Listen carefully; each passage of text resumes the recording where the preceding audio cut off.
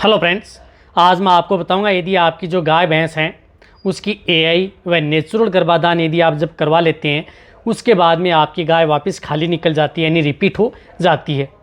इस तरह के अब मेरे पास व्हाट्सएप पर बहुत ज़्यादा इस तरह के मैसेज आ रहे हैं कि सर हमारे पशु में इस तरह की दिक्कत देखने को मिल रही है। सबसे ज़्यादा दिक्कत हमारे पशु में अब रिपीट बहुत ज़्यादा हो रहे हैं और हमारे पशु में किसी भी तरह की कोई भी दिक्कत हमारे पशु में नहीं है, फिर भी हमारे पशु रिपीट क्यों हो रहे हैं। तो इसके बारे में आज आपको मैं डिटेल से बताऊंगा। वीडियो को आप स्किप करके मत देखना, वीडियो को पूरी देखना और जितने भी जिन लोगों ने मैसेज किया उन सभी का जो कमेंट्स का जवाब है वो आज इस वीडियो के अंदर आपको मिल जाएगा।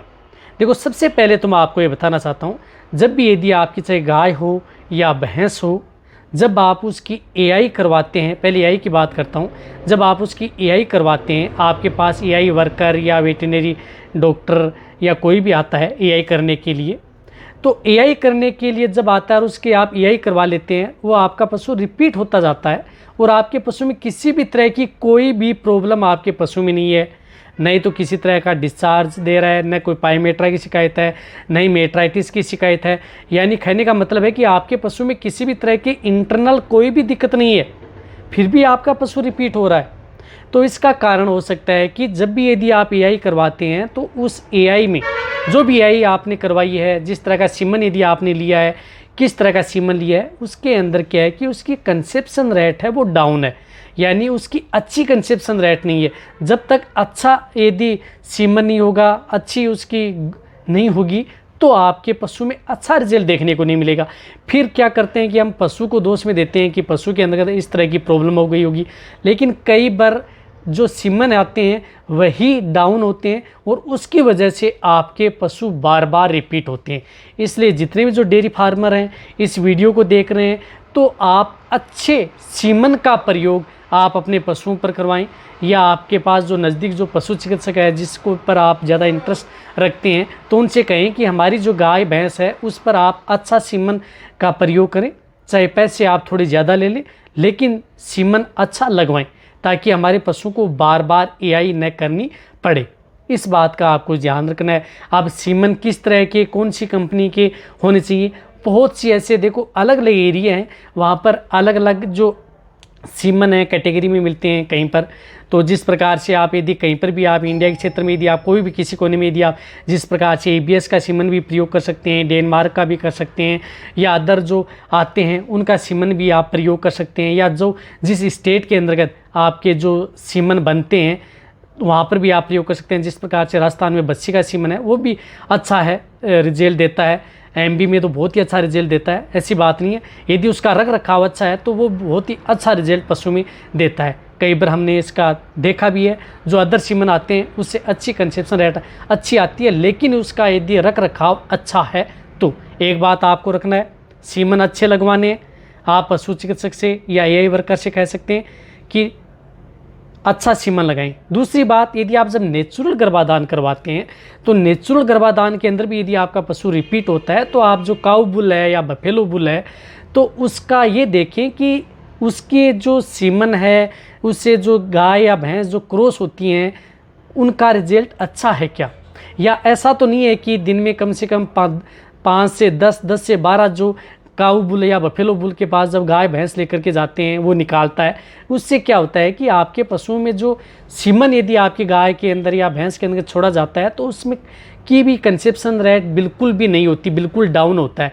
क्योंकि जो काऊ बुल है या बफेलो बुल है जो इसमें क्रॉस करवाते हैं नेचुरल, उसको इस तरह की गर्मियों की चीज़ दे देते हैं, या कुछ इस तरह का आयुर्वेदिक कोई चीज़ दे देते हैं, या कोई मेडिसिन इस तरह की लगवा देते हैं, या इंजेक्शन कुछ इस तरह का लगवा देते हैं, जिसकी वजह से वो क्रॉस तो कर लेता है लेकिन आपका पशु गर्भाधान नहीं करा पाता है।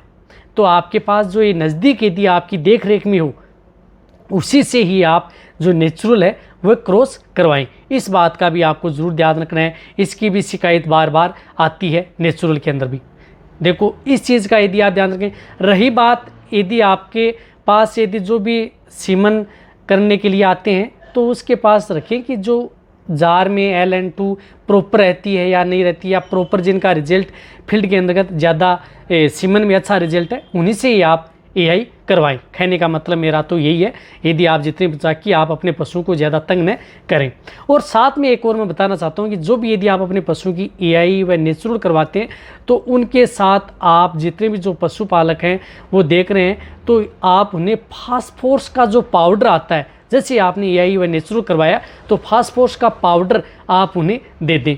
यदि आप एआई करवाते हैं तो आप अपने पशु चिकित्सक से आप फास्फोरस का इंजेक्शन, जिस प्रकार से यूरिमिन का इंजेक्शन है, ये इंजेक्शन आप उस पशु को साथ में लगवा लें। जब एआई करवाते हैं तो उनके साथ 15 से ml इंट्रामस्कुलर या इंट्रावेनस किसी भी रूट से आप ये इंजेक्शन, यदि आपके पशु में किसी भी तरह की कोई दिक्कत हो या न हो, एक बार में यदि आपका पशु सीमन मानता हो तो आप उस पशु को ये इंजेक्शन तो ज़रूर ही ज़रूर लगवाएं फास्फोरस का। उसमें क्या है कि आपके पशु में बहुत ही अच्छी कंसेप्शन रेट तो बढ़ेगी। रही बात आपके पशु में ठहरने के ज़्यादा चांस होंगे, तो आपको ये ज़रूर रखना है। कई बार फास्फोरस की वजह से ज़्यादातर पशुओं में इस तरह की दिक्कत देखने को मिलती है, वहाँ तक लोग जाते नहीं हैं और अदर जो इंजेक्शन है, हार्मोनल है और अदर जो इंजेक्शन है वो लगवा देते हैं, कमी रहती है इसकी। तो आप ये ज़रूर इंजेक्शन लगवाना।